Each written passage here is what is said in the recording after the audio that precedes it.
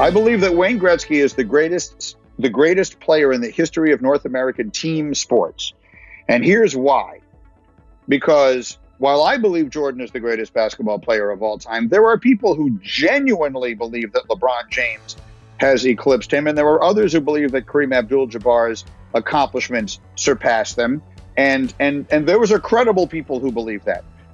For football, you could argue Tom Brady, you could argue Jim Brown, you could argue Jerry Rice. There are people that you could bring up. There is not one person who will not tell you that Wayne Gretzky is the greatest hockey player that ever lived.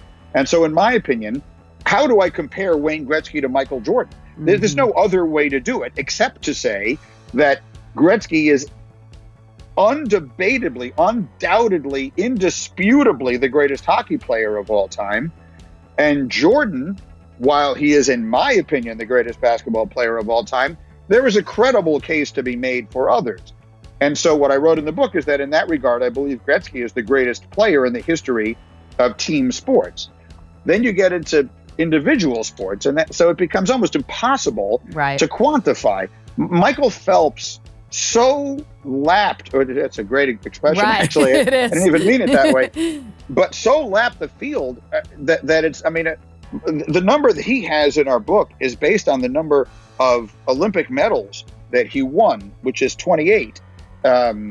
He won 28 Olympic medals, 23 of them gold. The next most decorated Olympian has 9 gold medals in any sport. It's not even close.